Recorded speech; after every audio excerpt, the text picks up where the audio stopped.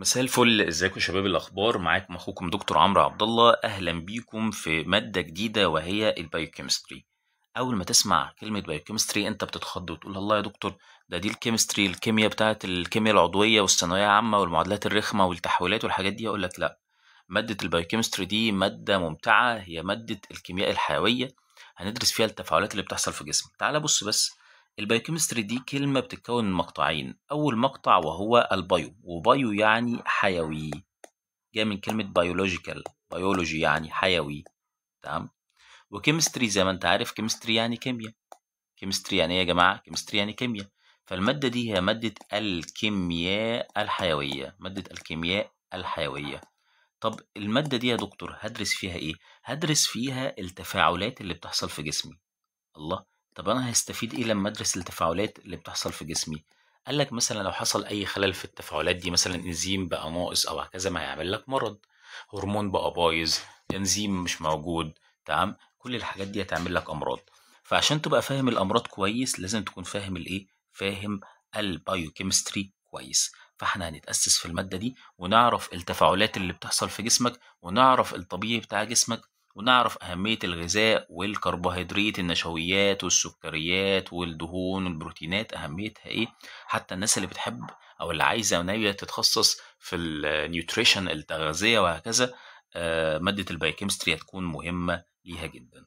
فتعالى كده نفهم بالراحة يعني إيه بايوكيمستري. قلنا بايوكيمستري دي كلمة بتتكون من مقطعين، تمام. بايو يعني بيولوجي، وكيمستري يعني الكيمياء الايه، الكيمياء الحيويه. فقال لك دي برانش. برانش يعني إيه؟ يعني فرع. برانش يعني فرع. قال لك دي برانش يعني فرع، فرع من العلوم. فرع من العلوم بيهتم بايه بقى؟ قال لك فرع من العلوم بيهتم ديلز، يعني بيهتم وبيتعامل مع الاستادي، دراسه الكيميكال بروسيسز، التفاعلات الكيميائية والتفاعلات الحيوية اللي بتحصل في الليفنج اورجانيزم، اللي هو في الكائن الحي. ودي أول نقطة مهمة للإم سي كيو. إم سي كيو أسئلة الأخطر مهمة جدا للإم سي كيو. يبقى أول حاجة البايوكيمستري يا ابني، البايوكيمستري دي مادة وفرع من العلوم بيهتم ديلز، يعني بيتعامل مع دراسة إيه؟ الكيميكال بروسيسز. كلمة الكيميكال بروسيسز دي مهمة جدا. التفاعلات الكيميائية ده من اسمها يا ابني، السؤال بيعطيك الإجابة، السؤال بيعطيك الإجابة. البايوكيمستري بقى تدرس إيه؟ كيميكال بروسيسز، تفاعلات كيميائية بتحصل في الليفنج اورجانيزم، الكائن الحي. ترجم معايا كل كلمة عشان تبقى فاهم. ده احنا برضو بنسميها بيولوجيكال كيمستري. بيولوجيكال كيمستري ليه سميتها بيولوجيكال كيمستري؟ ما كيمستري يعني كيمياء، بيولوجيكال يعني ايه؟ يعني حيوي. فهي الكيمياء الايه، الكيمياء الحيويه. يعني الاسم ده صح، الاسم ده صحيح. ما هي بايو كيمستري، قلت لك اصلا بايو هي بيولوجيكال، بس انا اختصرتها فبقت بايو كيمستري، تمام. طب هي بتركز على ايه؟ قال لك الماده دي فوكسز، يعني بتركز على الاستراكشر يعني تركيب، والفانكشن يعني وظيفة. وظيفة ايه بقى يا دكتور؟ البايوموليكيولز، الجزيئات الحيوية. ايه الجزيئات الحيوية؟ هناخد دلوقتي زي البروتينات، الكربوهيدرات، الليبيد، الدهون. هتبدأ بقى تدرسها بالتفصيل وتعرف تفاصيل عنها وتركيبها ايه وهكذا. فعشان كده هي المادة دي بتهتم بالحاجات دي. فيبقى البايوكيمستري كده بالراحة، البايوكيمستري ده فرع من فروع العلم بيهتم بدراسة التفاعلات الكيميائية اللي بتحصل في جسم الكائن الحي. أنا زي ما قلت لك عايز أشوف التفاعلات الكيميائية اللي بتحصل في جسمك، لأن أي خلل في التفاعلات دي، أي نقص في إنزيم أو حاجة هيعمل لك مرض. يعني ينفع نسميها بيولوجيكال كيمستري؟ تستحق لقب بيولوجيكال كيمستري، كيمياء حيوية. طب هي هتركز على ايه يا دكتور بالتحديد؟ هتركز على ايه؟ هتركز على تركيب ووظيفة البايوموليكيولز، تركيب ووظيفة الجزيئات الايه؟ جزيئات الحية. طب تعالى كده نشوف ما هي أهمية دراسة البايوكيمستري. الامبورتنس يعني أهمية studying دراسة البايوكيمستري. قال لك خلي بالك عشان تعرف الفاريوس بايوموليكيولز، الجزيئات المختلفة والمتنوعة في جسمك، في جسم الإنسان. تدرس الكيمياء بتاعتها، يعني تركيبها بتتركب من ايه، تمام. تدرس الاوكيرنس، يعني بتحصل فين التفاعلات دي، بتحصل في السيتوبلازم ولا الميتوكوندريا ولا فين. تدرس وظيفة او دور واهمية التفاعلات دي. يعني اي تفاعل انا هاخده، انا عايز اعرف مثلا الجلوكوز هيبقى تركيبه ايه، مثلا، و يعني هيبقى مكانه فين التفاعلات مثلا زي الجلايكوليسيس، عملية تكسير الجلوكوز لإنتاج الطاقة هتحصل فين وأهميتها إيه اللي هي إنتاج الطاقة. تمام. فالحاجات دي كلها أنا عايز أعرفها في الإيه، في البايوكيمستري. تمام. برضو عايز understand يعني أفهم تركيب وتنظيم البايوكيميكال بروسيس، التفاعلات الكيميائية. البايوكيميكال بروسيسز دي اللي بتحصل في جسمي، اللي بتحصل في الخلية، هل هتحصل في الخلية ولا تحصل في مستوى أقل من الخلية بنسميه سب سيلولار ليفل. طب هتحصل فين التفاعلات دي؟ كمان أنا لما بدرس البايوكيمستري لو حصل نقص في الإنزيم أو حاجة، أو نقص خلل في بروتين، فعايز أعمل ايدنتيفيكيشن يعني أتعرف على الديزيز ميكانيزم، إزاي المرض حصل. ديزيز ميكانيزم يعني إزاي المرض حصل. البايوكيميكال او موليكولار ديس اوردر يعني الديس اوردر، الخلل اللي حصل على مستوى الجزيء او على حصل على مستوى الايه، البايوكيميكال، الماده الايه الحيويه. تمام. كمان عايز ادرس البرنسبلز يعني اساسيات الديزيز دايجنوزس، ازاي اشخص المرض، ازاي ايه، ازاي اشخص المرض.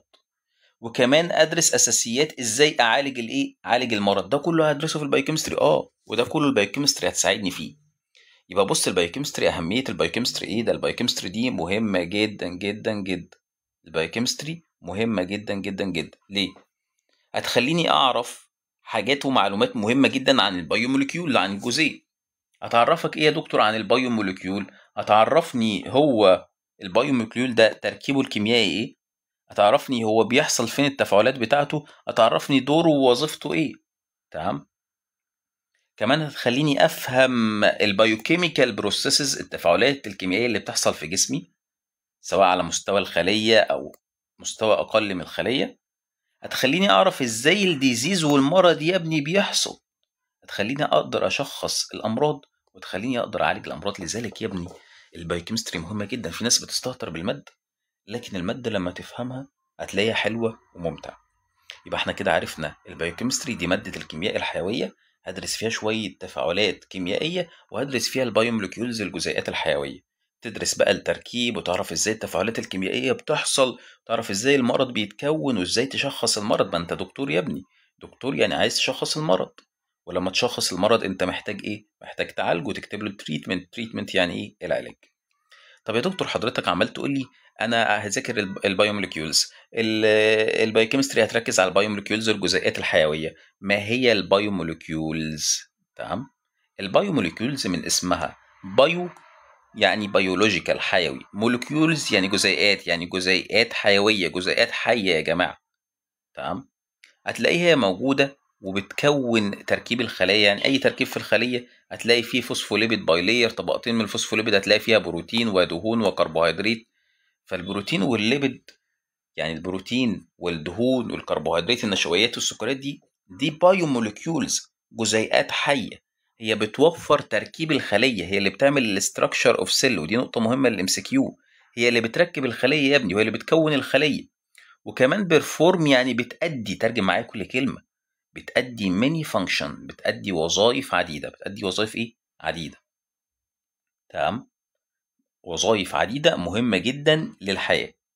تمام. عشان كده بنقول لك المولكيولز، الجزيئات دي البيلدنج بلوكس، الوحدات البنائية للخلية. عارف لما تيجي تبني بيت انت محتاج طوب، تحط طوبة جنب طوبة جنب طوبة، طوبة جنب طوبة جنب طوبة، عشان تعمل ايه؟ عشان تعمل حيطة وتبني بيت. فالبيلدنج بلوكس اللي هي الطوب ده اللي هيعمل الخلايا هو المولكيولز، البايومولكيولز. تجيب مولكيول مع مولكيول مع مولكيول مع مولكيول هيعمل لي الخليه. فالمولكيولز يا ابني هي البيلدنج بلوكس. ودي نقطه مهمه للايه، للام سي كيو. ركز معايا وعلم على الكلام اللي بقول لك عليه، مهم للام سي كيو، مهم لاسئله الاخطاء. فالمولكيولز هي البيلدنج بلوكس، الوحدات البنائيه والوحدات الاساسيه اللي هتعمل لك الخلايا. يبقى البايوموليكيولز دي بيولوجيكال موليكيولز، جزيئات حيوية. هي بتوفر تركيب الخلية، هي اللي هتعمل تركيب الخلية، وهي هتعمل وظائف كتيرة جدا يا ابني. منها ان هي اللي بتبني الخلية. قال لك هي ميجور بريريكوسايت يعني هي شرط اساسي. بريريكوسايت يعني شرط اساسي للمينتيننس اوف هيلث، عشان تحافظ على صحتك. عشان تحافظ على صحتك لازم تاكل كربوهيدرات وبروتين وليبيد بكميات على حسب احتياج جسمك، فلما تاكل على حسب احتياج جسمك ايه الدنيا تبقى مظبوطه. لكن هتكتر في الفاست فود بقى وكل شويه بيتزا وبرجر واكل من بره او اكل مسبك في البيت، صحتك ايه هتبوظ، وتبقى شرايينك عرضه اكتر لترسب الدهون فيها وتصلب الشرايين. فعشان كده لازم تاكل اكل صحي. لما تاكل اكل صحي صحتك هتبقى كويسه، شكلك هيبقى كويس، جسمك هيبقى كويس، فبالتالي هتعيش حياه افضل. تمام. قلت لك الناس اللي بتحب النيوتريشن وبتحب الدايت والجيم هيحبوا الماده دي قوي. تمام. قال لك خلي بالك should be taken، يعني لازم تاخدها في الاوبتيمال dietary intake، يعني لازم تاخدها في غذائك في الدايت بتاعك، لازم تاخدها الحاجات دي في الدايت ايه بتاعك.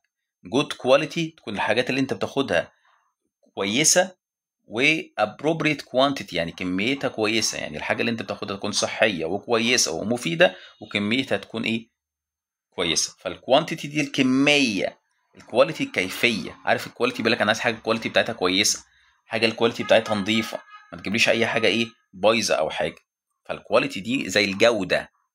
تمام. كواليتي الجوده، لكن الكوانتيتي دي الايه الكميه. طب يا دكتور انت عمال تقول لي بايو مولكيولز بايو مولكيولز جزيئات الحيويه، طب قسمها لي، قسمها لك اهم تقسيمه للام سي كيو. قال لك احنا عندنا الماكرو مولكيولز، مولكيولز يعني جزيئات ودي انت عارفها خلاص حفظتها. ماكرو يعني كبير، جزيئات كبيره. وعندنا مايكرو مولكيولز، مايكرو يعني صغير، مايكرو يعني ايه صغير، يعني جزيئات صغيره. وعندنا الميه، الميه انت عارفها. دي تجي لك في الام سي كيو بقى في الاخطر، يقول لك ايه الجزيئات الصغيره، قول له الفيتامينات والمعادن، المينرالز، المينرالز اللي هي الايه المعادن. مهمه الام سي كيو يا جماعه. الحاجات الصغيره هي الفيتامينز والمينرالز، الفيتامينز والايه والمينرالز. لكن الحاجات الكبيره زي الكربوهيدرات يا ابني، السكريات، النشويات كبيره، البروتين كبيره، الليبيد الدهون كبيره، النيوكليك اسيد الاحماض الدهنيه او الاحماض النوويه سوري، النيوكليك اسيد الاحماض النوويه زي الدي ان اي والار ان اي. تمام. دي نيوكليك اسيد، دي كلها ماكرو موليكيولز.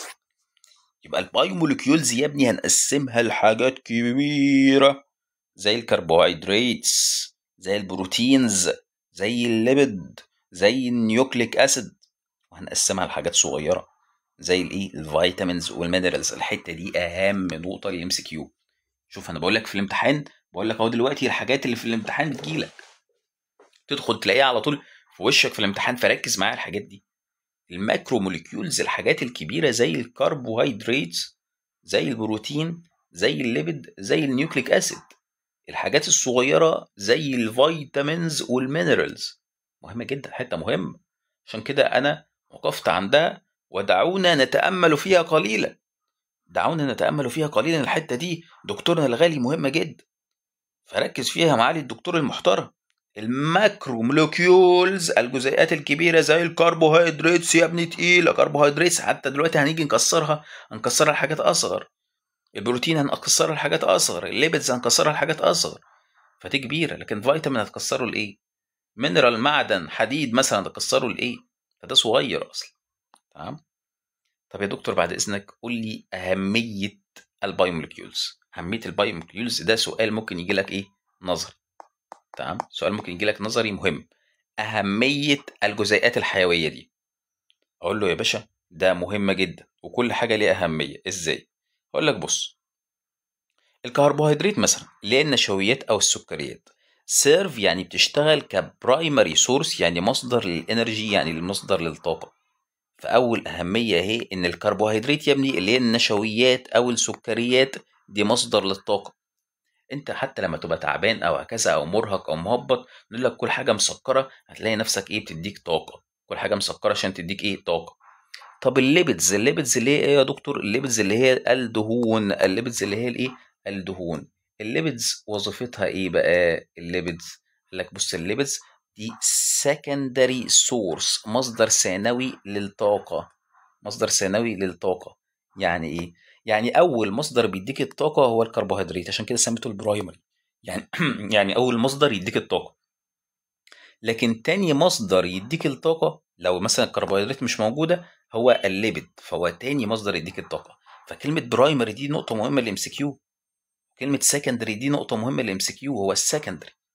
تمام. ده تاني مصدر يديك طاقة. طبعا احنا عارفين الحاجات الأساسية عندنا كربوهيدرات وليبيد وبروتين اللي هي البروتينات. فقال لك دي بتشكل الاستراكشرال اند الفانكشنال يونت، يعني ايه؟ بتدخل في تركيب ووظيفة الكائن الحي الإنسان. تمام. وأهميتها هي المسؤولة عن الحياة بتاعة الايه؟ الهيومن بينجز، الكائن الحي. هتلاقي في أي خلية في بروتينات، الإنزيمات بروتينات، هتلاقي هرمونات بروتينات. البروتينات داخلة في كل حاجة، فهي داخلة في الاستراكشر والفانكشن، داخلة في تركيب ووظيفة أي حاجة في جسم الكائن الحي. تمام. فهي عندها برايم امبورتنس، أهمية أساسية، أهمية أولية في حياة سرفايفل، يعني حياة الكائن الايه؟ الكائن الحي. تمام. بعد كده قال لك الايه؟ الفيتامينز. الفيتامينز اللي هي الفيتامينات. الفيتامينات قال لك في فات سولوبل فيتامينز، يعني فيتامينات بتدوب في الدهون، وووتر سولوبل فيتامينز، يعني فيتامينات بتدوب في الميه. وكل واحده ليها وظيفه معينه، كلهم هدفهم اكسسوري جروس فاكتورز، يعني عوامل نمو. كلها هدفها نمو حضرتك، كلها هدف الفيتامينات انها تفيد حضرتك. يبقى الفيتامينات فيها فات سولوبل فيتامينز، يعني بتدوب في الدهون، ووتر سولوبل فيتامينز دي بتدوب في الميه. وظيفتها كلها جروس فاكتورز، اكسسوري جروس فاكتورز، او عوامل مساعده للنمو. طبعا دي نقطه مهمه للام سي كيو. المينرالز، المعادن، قال لك دي ان اورجانيك اليمنتس، حاجات غير عضويه، في منها حاجات كبيره وحاجات صغيره. هدفها ايه؟ تبني لك جسمك، تعمل لك وظيفه في جسمك. دي نقطه مهمه للام سي كيو. يبقى المعادن يا ابني في منها كبير وفي منها صغير، بتلعب رول مهم جدا، يعني دور مهم جدا في بناء جسمك، في وظائف جسمك. كذلك الانزيمات برضو. الانزيمات دي بايو مولكيولز، جزيئات حيويه، بتعمل بايو كاتاليتيك، يعني بتحفز التفاعل. يعني لو عندي التفاعل A بيتفاعل مع B بياخد ساعتين، فلما تحط انزيم هتلاقيه ياخد دقيقه، فيعمل لك المركب على طول AB. فهي بايو كاتالايز، يعني بتحفز. تمام. specific biomolecular او biochemical reactions، بتحفز التفاعلات الكيميائيه، بتعمل الميتابوليزم. وهنعرف الميتابوليزم عمليات الايض والتفاعلات اللي هي الهدم والبناء. ده كله عشان يحصل ايه؟ يحصل فانكشنال يونت، يحصل وظيفه على عمليات الميتابوليزم اللي هو الايض. عمليات الميتابوليزم هنعرف اللي هي عمليات الهدم او البناء، هناخدها دلوقتي. فيبقى الانزيمات يا جماعه دي مركبات حيويه عضويه بايوكاتاليست، بتحفز التفاعلات الكيميائيه، بتحفز التفاعلات الكيميائيه عشان تعمل وظيفه في ايه؟ تعمل وظيفه في جسمك. الهرمونات. الهرمونات دي اندوكراين سبستانسز، مواد. تمام. تطلع من الاندوكراين جلاندز، الغدد الصماء، وبتشتغل ككيميكال ماسنجرز، كرسائل كيميائيه، بتطلع من الجسم وتروح عشان تعمل وظيفة معينة، عشان مثلا تنظم الإنزيمات، تنظم الميتابوليزم، وهكذا. فهي كيميكال ماسنجرز. كلمة كيميكال ماسنجرز دي مهمة للام سي كيو، رسل بتطلع من الغدد عشان تعمل ايه؟ وظيفة معينة.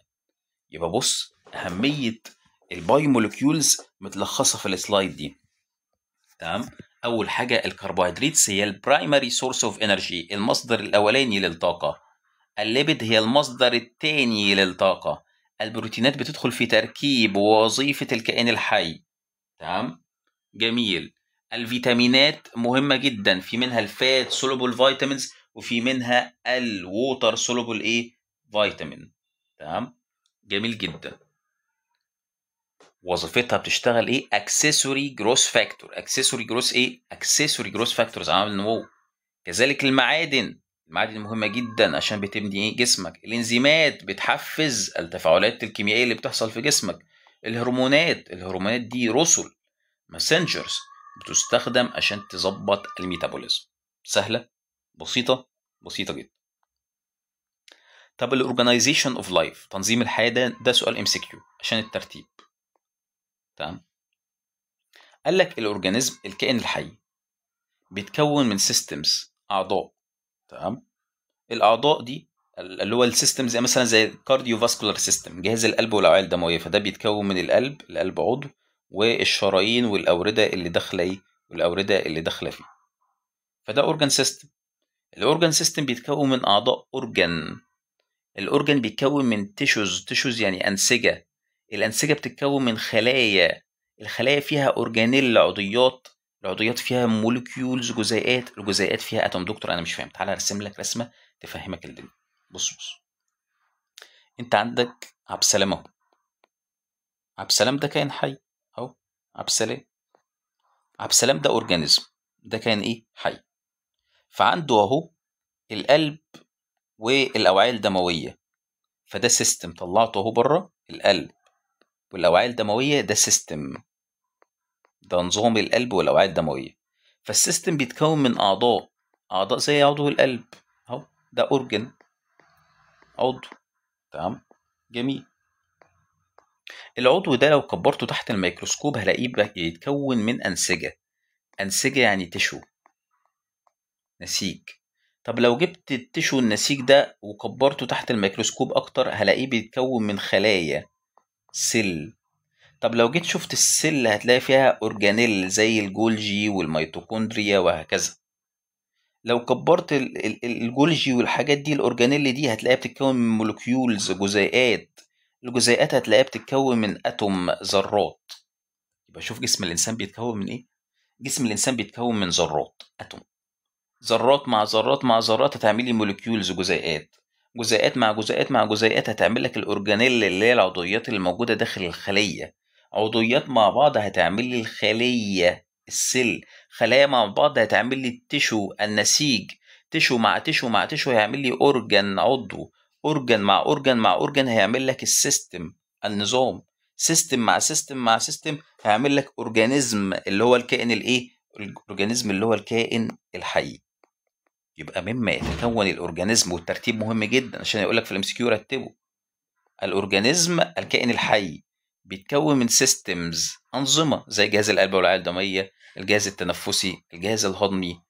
فالجهاز بيتكون من أورجانز، بيتكون من أعضاء، والعضو بيتكون من أنسجة، والأنسجة بتتكون من خلايا، والخلايا بتتكون من أورجانيل، عضويات، والعضويات بتتكون من مولكيولز، جزيئات، والجزيئات بتتكون من إيه؟ من ذرات. تمام، جميل. يبقى خلي بالك، تنظيم الحياة أو الكائن الحي هتلاقي، بص ركز معايا. قال لك أول حاجة أهو هتلاقي أورجانيزم اللي هو الكائن الحي. الأورجانيزم المفروض يعمل لك إيه؟ سيستم. بعد السيستم هيعمل لي أورجان، العضو. بعد الأورجان هيعمل لي التيشوز، الأنسجة. بعد الأنسجة هيعمل لي السيلز، الخلايا. بعد كده الأورجانيلز أهي، الأورجانيلز العضويات. بعد كده السوبرا مولكيولز، المولكيولز الكبيرة اللي هي زي الماكرو مولكيولز أو بنسميها بوليمر. بوليمر يعني كبيرة. بعد كده هيعمل لي الجزيئات الأصغر اللي هي السيمبل البسيطة اللي بنسميها المونيمر. والمونيمر هناخدها دلوقتي بالتفصيل، بس أنا عايزك تعرف الترتيب ده لأنه نقطة مهمة للإم سي كيو. ذرة، بعد كده مولكيول، أورجانيل، خلية، تشو، أورجان، سيستم، أورجانيزم. دي نقطة مهمة جدا جدا جدا، وجات كتير جدا في الامتحانات، جات كتير جدا في الامتحانات. جميل. طب في حاجات أساسية للحياة؟ يعني قال لك مثلا الحاجات اللي باللون الموف دي أساسية للحياة، زي الهيدروجين، زي الصوديوم، المغنيسيوم، البوتاسيوم، الكالسيوم، الحديد، النحاس، الزنك، الأكسجين، النيتروجين. انت بتاخد فكرة عنها بس. تمام، جميل. طب يا دكتور، البايوموليكيولز اللي تعبانة دي عايزين نعرف عنها برضو معلومات أكتر. جميل، خلينا معاها. البايوموليكيولز قال لك في موليكيولز يعني جزيئات that are made of biological elements، يعني بتتعمل من حاجات مهمة. فالحاجات المهمة دي مهمة لحياة الكائن الحي، الحاجات المهمة دي مهمة لحياة الايه؟ الكائن الحي. تمام، جميل. قال لك most البايوموليكيولز، معظم البايوموليكيولز بتيجي من هيدروكربون، يعني بتيجي من مركبات فيها هيدروجين وكربون. ودي نقطة مهمة للام سي كيو. معظم البايوموليكيولز بيجي من مركبات بنسميها هيدروكربون. هيدروكربون يعني ايه؟ يعني فيها هيدروجين او كربون. نقطة مهمة للام سي كيو. والخواص الكيميائية، الكيميكال بروبرتيز الموجودة في المواد العضوية دي يا جماعة بتكون متحددة بواسطة حاجة بنسميها الفانكشنال جروب. يعني أي بايوموليكيول هتلاقي عنده فانكشنال جروب. يعني إيه فانكشنال جروب؟ مجموعة وظيفية. المجموعة الوظيفية دي يا ابني هي المسؤولة عن الوظيفة بتاعة المركب. هتلاقي اي مركب كده فيه مجموعه وظيفيه هي المسؤوله عن ايه؟ هي المسؤوله عن وظيفته.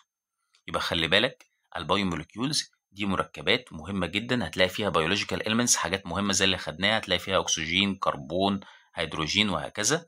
هتلاقي هي غالبا بتتكون من هيدروكربون، تمام، وهتلاقي فيها وظيفه فانكشنال جروب. الفانكشنال جروب دي هي اللي بتديها الخواص ايه؟ الخواص بتاعتها، تمام. يعني اديك مثال، مثلا الميه هتلاقي موجود فيها ايه؟ الميه H2O، ميه H2O، فهتلاقي فيها هيدروجين واكسجين. الكربوهيدرات حتى بنرمز لها بايه؟ BCHO، هتلاقي فيها كربونه واكسجين وهيدروجين، حتى هي هيدروكربون. قلت لك المركبات، بص المركبات يا ابني معظمها المهمه هتلاقي ايه؟ هتلاقيها هيدروكربون، يعني فيها هيدروجين وكربون. الامينو اسيد، الاحماض الامينيه اللي هتعمل لك البروتينات، هتلاقي برضو فيها هيدروجين واكسجين وكربونه ونيتروجين. طب النيوكليك اسيد، الدي ان اي والار ان اي، هتلاقي فيها هيدروجين واكسجين وكربونه والنيتروجين، وهتلاقي فوسفات كمان. هتلاقي في حاجات مهمه زي الكبر، النحاس، الحديد، المغنيسيوم، المنجنيز، النيكل، الصوديوم والبوتاسيوم، دي كلها عناصر مهمه هتلاقيها في الايه؟ في المركبات.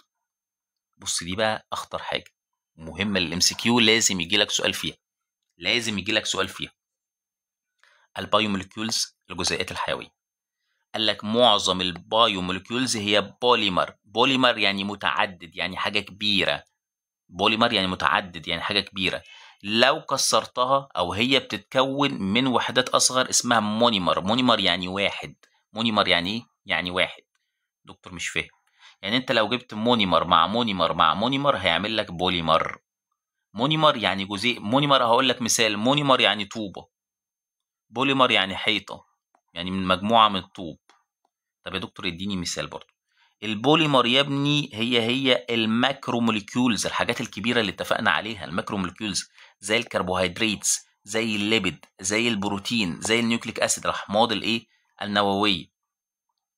لو كسرت الكربوهيدرات هتديك حاجه اسمها المونوساكرايد، اللي هي السكريات الاحاديه. مونوساكرايد، السكريات الاحاديه. طب لو كسرت البروتين هيديك الامينو اسيد، الاحماض الامينيه. طب لو كسرت الدهون هيديك الفاتي اسيد، الاحماض الدهنيه. طب لو كسرت النيوكليك اسيد هديك النوكليتيدات. النيوكليتيدات هي اللي بتعمل ايه؟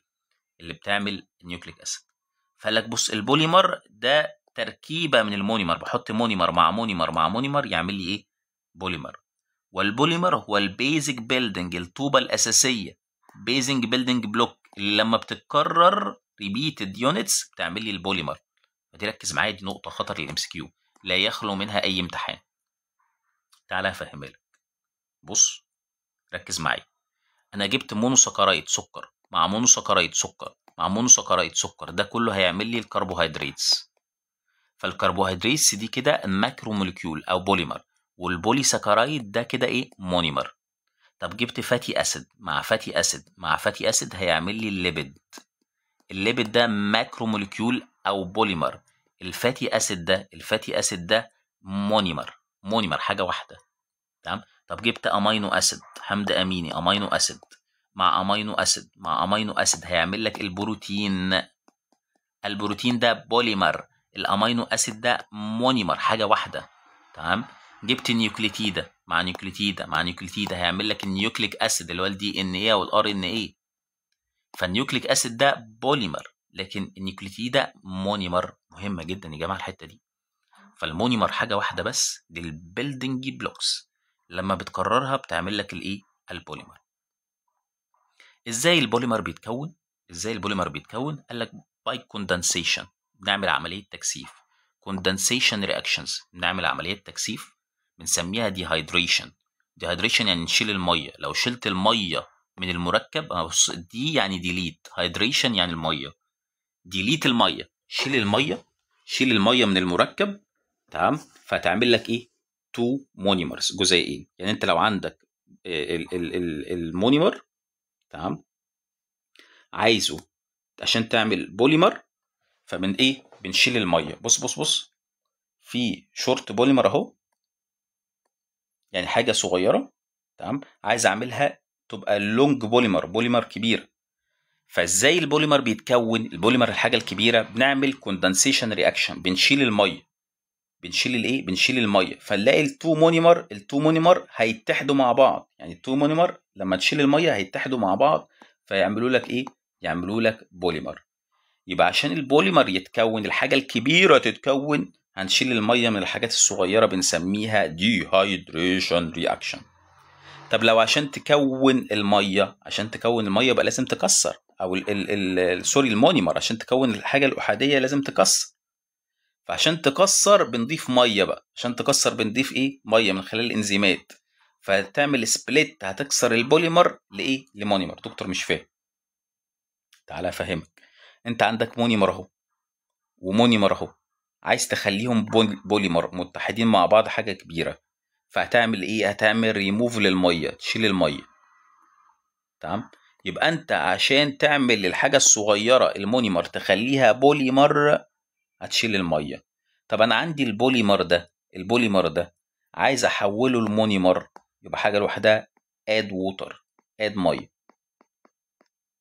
تعمل هيدروليسيس، تكسير. انا عايز اكسر المركب الكبير ده، فاضيف ميه. يبقى انت عشان تكون البوليمر الكبير شيل الميه، عشان تكون مونيمر صغير ضيف ايه؟ ضيف ميه. مهمه جدا الحته دي. قال خلي بالك، نديك اكزامبلز، امثله عن الميجور بايوموليكيولز، الجزيئات الحيويه الكبيره في جسمك، والزير فانكشنال جروب، الاهميه بتاعتها. قال لك اول حاجه البروتين باشكاله المختلفه، بتلاقي شكله البرايمري، البدائي، السكندري، الثانوي، التيرشري. والبروتين زي ما انت عارف، البروتين ده بيتكون من الامينو اسيد، الاحماض الامينيه هي المونيمر بتاعه. والبروتين بيدخل في تركيب الانزيمات، بيدخل في تركيب الهرمونات، ده بنسميه سوبرا مولكيولر، حاجه متطوره جدا. فالبروتين قال لك بيعمل ترانسبورت بروتينز، بيعمل بروتينات ناقله، بيدخل في تركيب البروتينات، بيعمل لك انزيمات، بيعمل لك اجسام مضاده، بيعمل لك ريسبتورز، مستقبلات. البروتين بيعمل كل الحاجات دي. طب يا دكتور انت قلت لي البروتين بيتكون من ايه؟ بيتكون من الامينو اسيد، الاحماض الامينيه. فالاحماض الامينيه يا ابني دي البيلدنج بلوكس اوف بروتين، دي نقطه مهمه، الام سي كيو خطر جدا. يبقى اللي بيبني البروتين يا ابني هي الامينو اسيدز، الاحماض الامينيه، هي البيلدنج بلوكس. طب احنا عندي كام حمض اميني؟ قال لك عندي حوالي 20 حمض اميني، عندي في الجسم حوالي 20 حمض اميني. الاحماض الامينيه بتحتوي على امينو جروب اهي، بص بتحتوي على امينو جروب، مجموعه امين، وبتحتوي على كربوكسيل جروب اهي، مجموعه الكربوكسيل جروب اللي هي COOH. تمام. ودي بنسميها الفانكشنال جروبز، المجموعات الوظيفيه والاساسيه اللي بتعمل الوظيفه بتاعه الامينو اسيد، او اللي بتعمل الفانكشن بتاعته. وعندنا مجموعه ار بنسميها سايد تشين، مجموعه جانبيه، ار بنسميها سايد تشين، هي اللي بتحدد الخواص الكيميائيه للامينو اسيد. الامينو اسيد يا ابني ليه خواص كيميائيه، هنعرفها بالتفصيل بعد كده. تمام. وبتحدد برضو ازاي البروتين يحصل له فولد يعني يلف حوالين بعضه، ده موضوع هناخده في البروتين بالتفصيل. وبتحدد برضو الوظيفه بتاعت الايه؟ الامينو اسيد. تمام. طب الامينو اسيد مع الامينو اسيد بيرتبطوا مع بعض برابطه اسمها ايه؟ اسمها بولي بيبتايد او بيبتايد بوند، اسمها بيبتايد بوند، رابطه بيبتيديه. دي نقطه مهمه للام سي كيو. يبقى ركز بروحها كده عشان نعرف الامينو اسيد، كلمتين ورد ضغطهم عنه. الامينو اسيد يا ابني دي البيلدنج بلوكس اوف بروتين، يعني الوحدات البنائيه او الطوب اللي هيبني البروتين. الامينو اسيد ده المونيمر بتاع البروتين. صعبه؟ سهل. عندنا كم امينو اسيد في جسمي؟ 20. ودي نقطه مهمه للام سي كيو. عندك امينو جروب زي ما انت شايف NH2، عندك كربوكسيل جروب COOH، وعندي السايد تشين. المجموعات دي يا جماعه هي اللي بتحدد الوظائف الكيميائيه، بتحدد ازاي البروتين هيحصل له فولدنج، يتلف حوالين بعضه، والوظيفه بتاعته. والبروتين الامينو اسيد ده مع الامينو اسيد بربطه برابطه بيبتيديه، بربطه برابطه ايه؟ بيبتيديه، مهمه جدا. صعبه؟ جميل. طب الكربوهيدرات، السكريات او النشويات، ايه اللي بيكونها؟ المونوسكرايد اللي هي السكريات الاحاديه. فقال لك الكربوهيدرات، تمام، هاف مونيمرز، عندها مونيمرز. المونيمرز اسمها ايه؟ اسمها المونوسكرايد. دي نقطه مهمه للام سي كيو. كربوهيدرات المونيمر بتاعتها ايه؟ المونوسكرايد، السكريات الاحاديه. دي ابسط حاجه اللي هي زي الجلوكوز. تمام. المثال بتاعها الجلوكوز، الفركتوز، تمام، ديوكسي رايبوز، والحاجات دي هنعرفها، نعرف تركيبها بالتفصيل في شابتر الايه؟ الكربوهيدرات. تمام. يبقى المونوسكرايد دي المونيمر بتاع الكربوهيدرات، امثلتها الجلوكوز والفركتوز. طب يا دكتور التراكيب الكيميائيه دي عليا دلوقتي؟ لا، مش عليك ايه، مش عليك دلوقتي. تمام. يبقى المونوساكرايد مهم جدا يا جماعه، النقطه دي مهمه، الام سي كيو عمال اكرر عليها. المونوساكرايد دي مونيمر بتاعت الايه، الكربوهيدرات. تمام. طب الدهون خلي بالك، الدهون دي ماكرو موليكيولز، جزيئات كبيره بتتعمل من جزيئات صغيره اسمها ايه، الفاتي اسيد. فالفاتي اسيد ده المونيمر، الحاجه الصغيره اللي هترتبط مع بعض عشان تعمل لي الايه، الليبيد. فالفاتي اسيد دي الكومبوننت، يعني المكونات والمركبات الاساسيه اللي هتعمل لي الليبيد يا ابني، اللي هتعمل لي الدهون. تعمل لي حاجه زي اسمها التراي اسايل جليسرول، الدهون الثلاثيه، والفوسفوليبيد اللي هتعمل لي السيل ممبرين، غشاء الخليه. فوظيفه الدهون وظيفه مهمه جدا. دي بتعمل ستراكشر سبورت، بتدعم الخلايا يا ابني، وبتخزن الطاقه، مش هي كانت مصدر ثانوي، مصدر تاني للطاقه، وبتبعت اشارات للايه، للخلايا. وخلي بالك ان الدهون دي نون بولر، ودي نقطه مهمه للام سي كيو، يعني ما بتحبش الميه. هل يختلط الزيت بالماء؟ دونت انتراكت ويز ووتر، لا تتفاعل مع الميه. لو جبت كوبايه كده، حطيت فيها ميه، حطيت فيها زيت، وفضلت تقلب، عمرهم ما يتقلبوا مع بعض. فلا يختلط الزيت بالماء يا ابني، لا يختلط الزيت بالماء. فالليبيد كلمتين ورد ضغطهم عايزين نعرفهم عنه. الليبيد دي ماكرو موليكيولز، جزيئات كبيره. الليبيد دي معموله من الفاتي اسيد، والفاتي اسيد دي مونيمرز يا ابني، جزيئات صغيره. الفاتي اسيدز بتدخل في تركيب الدهون، تدخل في تركيب التراي اسايل جليسرول والفوسفوليبيد. وظيفتها تدخل في تركيب الخلايا وتدعمها، بتخزن طاقه، بتبعت اشارات. ومهمه للام سي كيو، الدهون نون بولر. نون بولر يعني ايه يا ابني؟ يعني غير قطبيه، ما بتتفاعلش مع الايه، ما بتتفاعلش مع الميه. او بص، الفاتي اسيد، الفاتي اسيد دي مونو كربوكسيليك اسيد، بتتكون من كربوكسيليك اسيد يا ابني، بتتكون من كربوكسيليك اسيد. الحمض ده بيبقى مليان ايه، مليان كربونات، ذرات كربون بالهبل. بص شايف ذرات الكربون بالهبل ازاي؟ ممكن يبقى ساتيوريتد، مشبع، عنده رابطه واحده بس، او ممكن يكون unsaturated، عنده دبل بوند. بص ساتيوريتد عنده رابطه واحده بس، الانساتيوريتد عنده دبل بوند بين الايه، كربونات. يبقى الساتيوريتد المشبع عنده رابطه واحده بس، مهمه للام سي كيو. الانساتيوريتد عنده دبل ايه، بوند. طب وظيفه الفاتي اسيد اللي هي المونيمر بتاعه الليبيد ايه، المونيمر بتاعه الليبيد؟ تخزين طاقه زي ما قلت لك، تدخل في تركيب السيل ممبرين من خلال الفوسفوليبيد، غشاء الخليه بتدخل في تركيبه.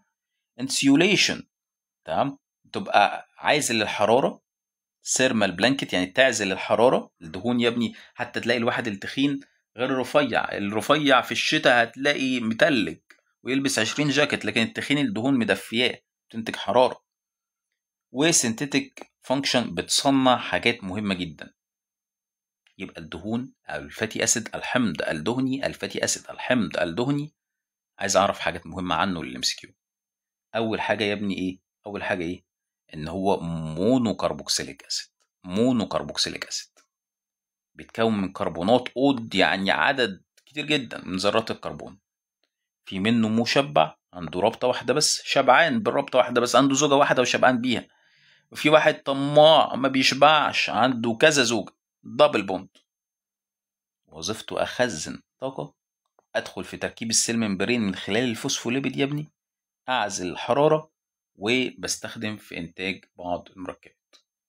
سهله، بسيطه، البايوكيمستري ممتعه لما تتفهم.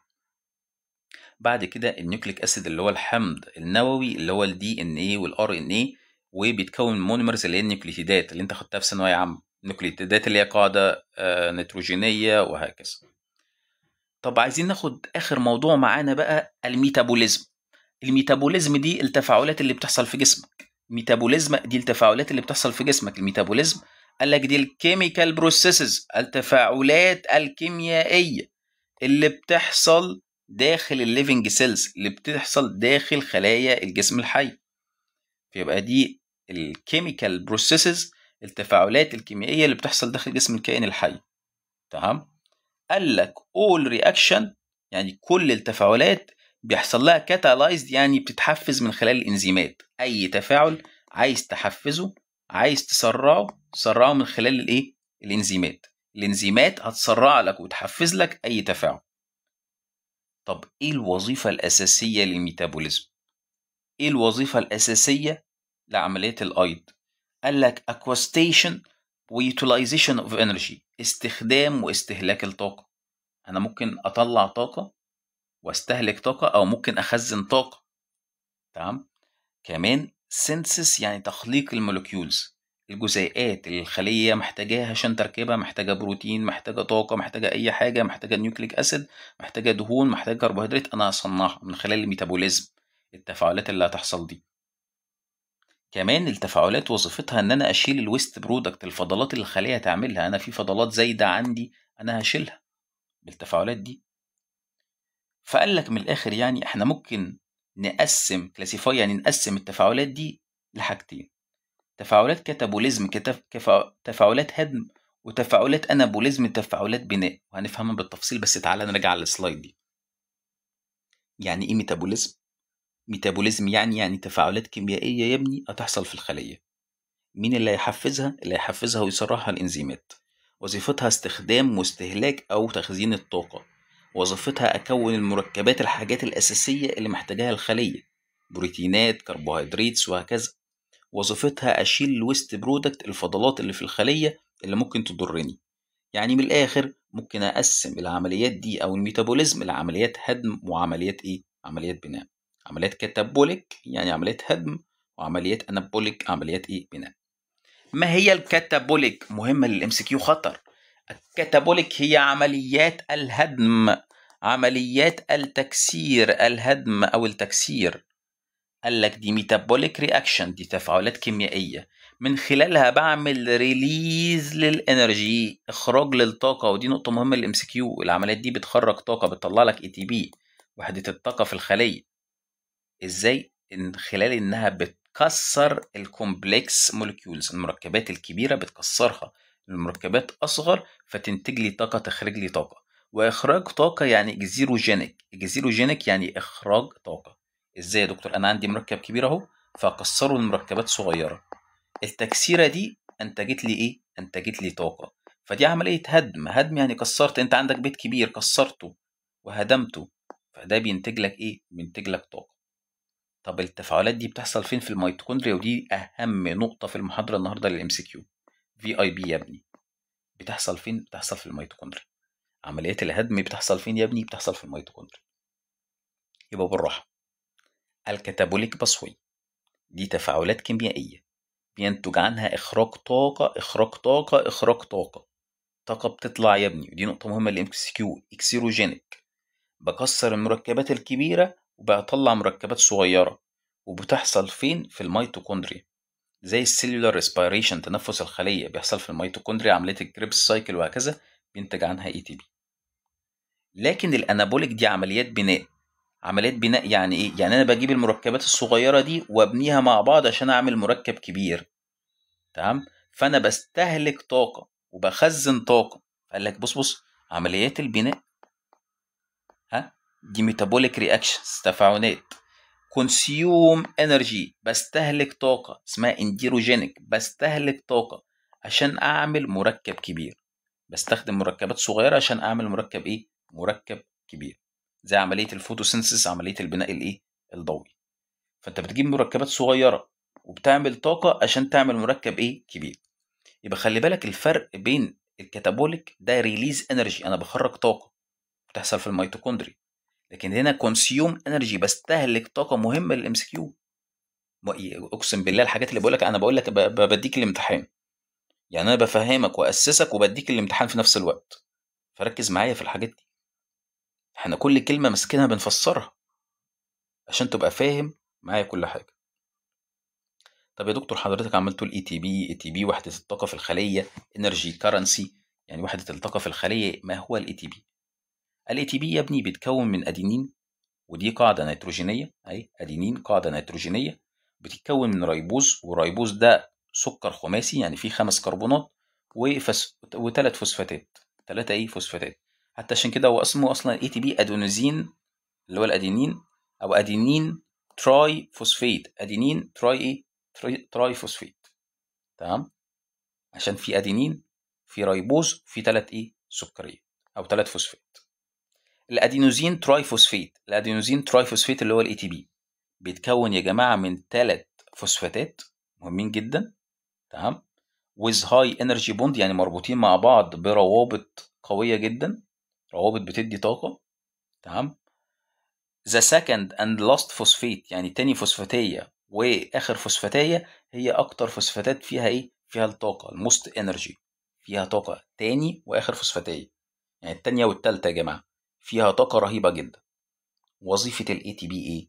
قال لك ده important مهم لإنتاج الطاقة، أساسي عملة الطاقة في الخلية.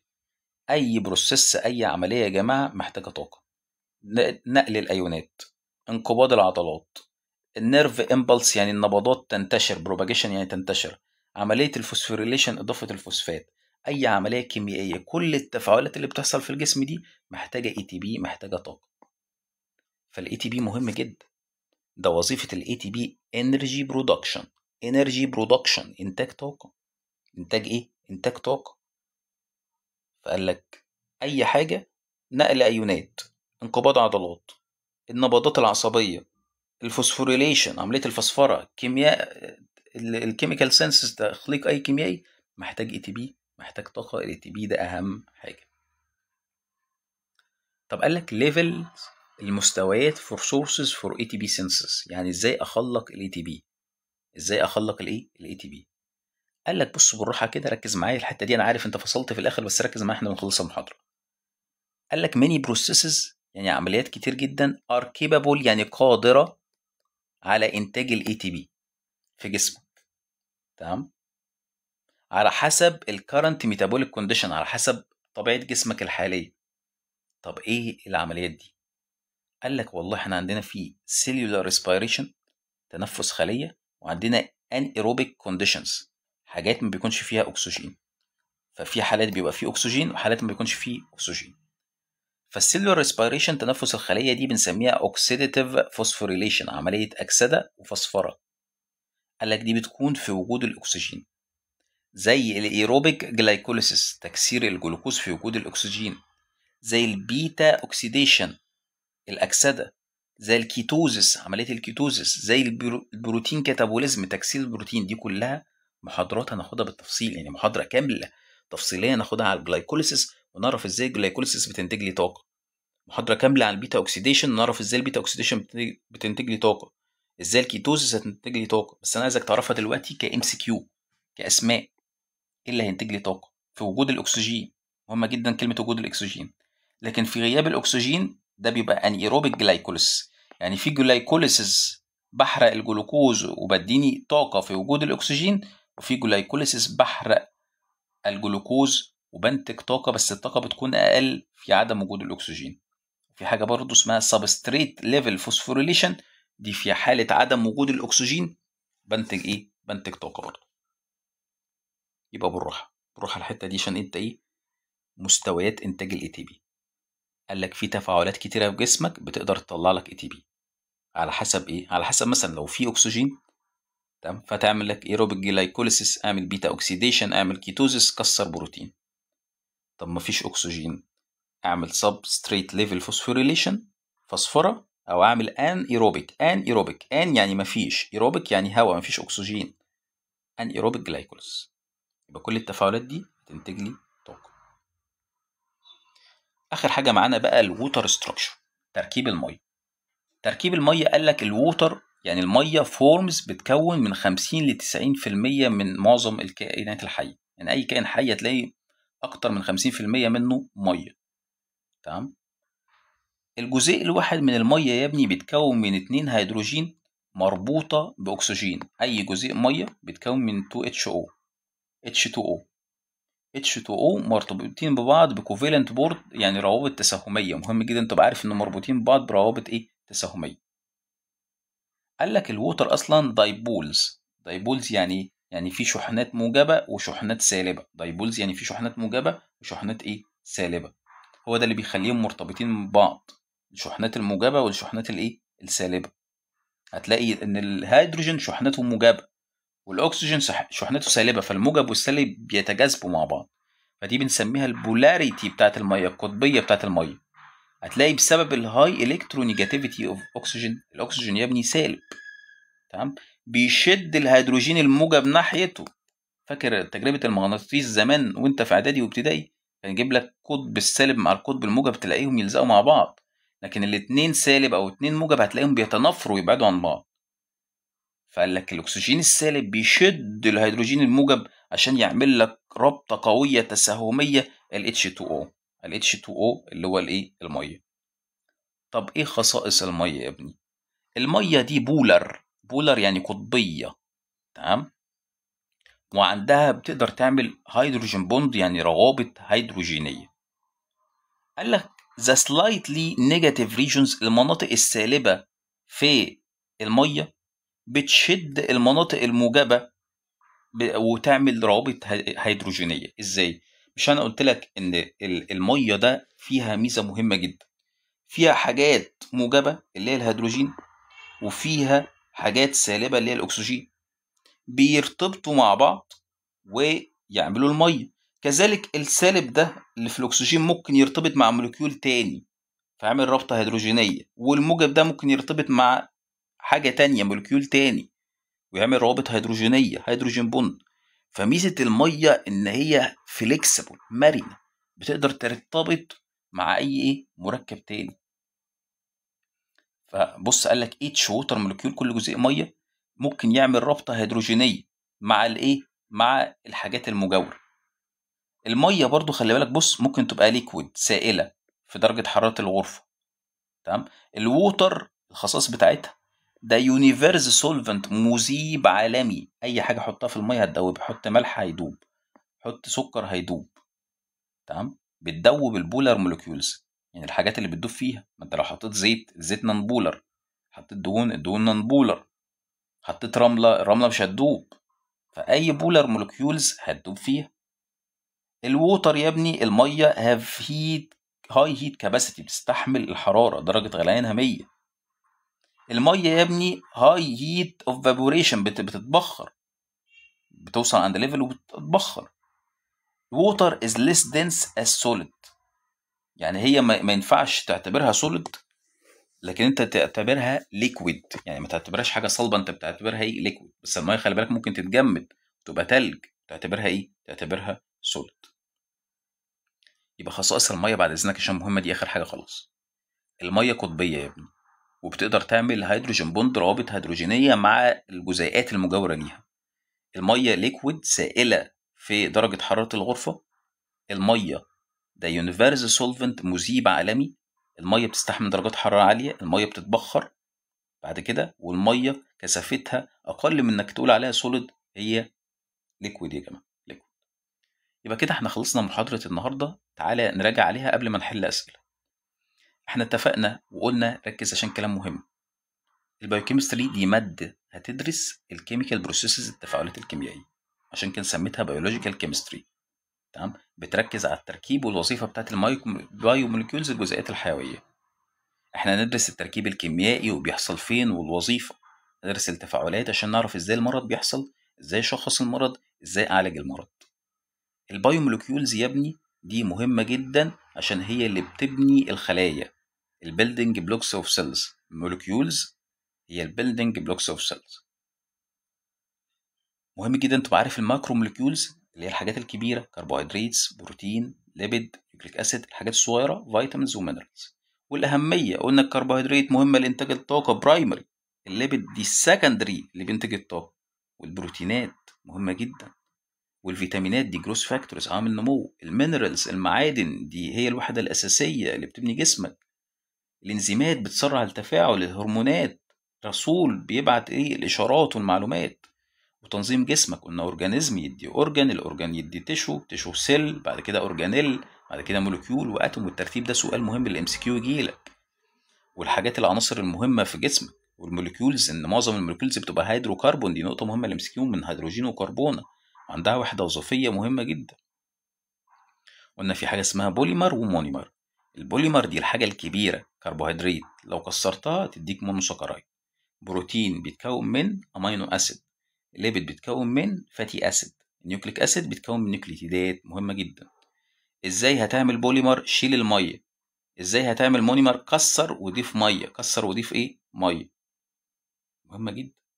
البروتين يا جماعه، البروتين ده زي الامينو اسيد، هو بيعمل لي الامينو اسيد، وخدنا معلومات عن الامينو اسيد ده اللي بيعمل لي بروتين. عندي 20 امينو اسيد وعرفنا تركيبه. تمام. الكربوهيدرات بتتكون من مونوساكرايد، المونوساكرايد ده المونيمر بتاعها وده مهم جدا. تمام. والليبيدز بتتكون من فاتي اسيد، فاتي اسيد ده مهم جدا يا جماعه. الفاتي اسيد ده بيخزن طاقه وده نون بولار. فاتي اسيد اهو وظيفته بيخزن طاقه، يدخل في تركيب السيل ممبرين وهكذا. النيوكليك اسيد بيتكون من نيوكليتيدات، النيوكليك اسيد بيتكون من ايه؟ نيوكليتيدات. وعرفنا ان الميتابوليزم التفاعلات اللي بيحفزها الانزيمات، والتفاعلات مهمه جدا عشان انتج طاقه، عشان تدخل في تركيب الخلايا، عشان اشيل الويست برودكت فضلات الخليه. عندي تفاعلين، تفاعل الهدم ده بيخرج طاقة، بيحصل في الميتوكوندريا، بكسر الحاجة الكبيرة لحاجات صغيرة زي تنفس الخلية. البناء ده بيستهلك طاقة وده مهم جدا، بخلي الحاجات الصغيرة حاجات كبيرة. وعرفنا الاي تي بي بيتكون من ايه؟ ادينوزين ترايفوسفيت، ووظيفته انتاج طاقة، بيدخل في التفاعلات. بنتجه منين؟ والله لو في وجود الاكسجين اعمل جلايكوليسيس، بيتا اوكسيديشن، كيتوزيس. مفيش اكسجين هعمل انيروبيك جلايكوليسيس او الفسفرة. المية بتشكل من 50 ل 90% من جسم الإنسان، مهمة جدا. وهي إيه؟ دايبولز، فيها شحنات سالبة وشحنات موجبة، وده بيمكنها إنها تعمل روابط هيدروجينية مع المركبات اللي جنبها، إنها تبقى في حالة سائلة، إنها تكون مذيب عام، إنها تقدر تستحمل حرارة وتقدر تتبخر، وإن هي كثافتها أقل من إن إحنا نسميها سوليد صلبة، لا ده هي ليكويد. بس كده يا جماعة. أنت عشان تذاكر البايوكيمستري لازم تشوف الفيديوهات اللي أنا أنزلها لك كويس. تمام. ولو في اي حاجه تناقشني فيها، وبرضو المعامل هناخد حاجات عملي في البايوكيمستري لازم تذاكرها كويس. تعالى كده نحل اسئله. قال لك البروتينز ده ترو او فولس، يعني صح او غلط. البروتينز دي بوليمرز، البروتينز دي كبيره فهي بوليمرز، صح جدا. قال لك الامينو اسيد ده بيبني الكربوهيدرات، غلط. الامينو اسيد ده بيبني البروتين يا ابني، او تقول المونوساكرايد هو اللي بيبني الكربوهيدرات، فدي كده ايه؟ غلط. الكاتابوليزم كونسيوم اي تي بي، بستهلك اي تي بي، غلط. الكاتابوليزم دي ريليز اي تي بي، لكن الانابوليزم هو اللي بيستهلك الايه؟ الاي تي بي. موست اوف كاتابوليك باسواي، الكاتابوليك عمليه الهدم يا جماعه بتحصل في السيتوبلازم، غلط، بتحصل في الميتوكوندريا. قلت لك دي سؤال مهم جدا هيجي لك. الكاتابوليك باسواي بيحصل في الميتوكوندريا، مهم جدا. تمام. تعال نشوف الاسئله الام سي كيو والاخطر. which of the following، يعني ايه من اللي جاي represent بيشكل الماكرو موليكيول؟ بص علم على كلمة ماكرو. ماكرو حاجة كبيرة. البروتين حاجة كبيرة صح. الفاتي اسيد لا ده صغير. الكبر دي ايونات مينرالز صغيرة، ما الكبر والكربون دي كلها مينرالز، زي ما قلت لك كان في حاجات صغيرة المينرالز والفيتامينز، فدي كلها حاجات صغيرة، يبقى الصح الماكرو موليكيول اهو يا ابني هو البروتين. البيلدنج يونتس، المونيمرز بتاعت الانزيمات. الله يا دكتور اهو دي حاجه خارج الشرح يا ابني، ما انت لو تركز انا قلت لك ان الانزيمات بروتينات، مش اتفقنا ان الانزيمات بروتينات والهرمونات معظمها بروتينات؟ فيبقى المونيمرز اللي بيكون الانزيمات هو الامينو اسيد، لان الانزيمات بروتينات، والبروتينات اللي بيكونها الامينو اسيد. ركز للكلام عشان تبقى فاهم، ما يلعبش عليك. في البايوكيمستري المصطلح اللي بيوصف تكسير المركبات الكبيرة لمركبات صغيرة وإخراج طاقة، ريليز انرجي، والكاتابوليزم عملية الهدم. عملية الهدم دي بكسر المركبات الكبيرة لمركبات صغيرة وإخراج إيه؟ وإخراج طاقة. بس كده يا جماعة، كده خلصنا شابتر مهم جدا وهو المقدمة. في ناس ما بتذاكرش المقدمة وتستهتر بيها وتقول لا دي مقدمة وما بتجيش في الامتحان. لا، المقدمة مهمة جدا. المقدمة مهمة جدا لفهمك للبايوكيمستري. المقدمة مهمة جدا بيجي فيها أسئلة، فعايزك تشوف الفيديو أكتر من مرة. يعني أنت شفته دلوقتي مرة، سرعه بعد كده وشوفه تاني. أي حاجة مش فاهمها ابعت لي على الواتساب، رقمي 010 11 65 69 17. ابعت لي المسج فيها الحته اللي انت مش فاهمها، والله يا دكتور هو السؤال ده جه ازاي، او الكلمه دي ترجمتها ايه، انا مش فاهمها. وابعت الفيديو لزمايلك بحيث الكل يستفيد. دايما الدال على الخير كفاعله. انت لما تفيد زمايلك هتلاقي ربنا بييسر لك حياتك. لو انت فضلت اناني وتقول لا انا بس اللي اشوف واستفيد وهكذا، لا. احنا كل ما بتعمل خير كل ما ربنا بيكرمك. البايوكيمستري عايزه فهم، كل ما تفهمها كويس وتفهم وتترجم معايا وتعلم على نقط الام سي كيو اللي انا بقولها لك، وكل كلمه تترجمها دي كونسيوم انرجي تتعلم عليها ام سي كيو، هتلاقي نفس الامتحان بيجي منها بالظبط. لان الكلام اللي انا بقوله لك ده خبره سنين عشان اوفر لك وقت.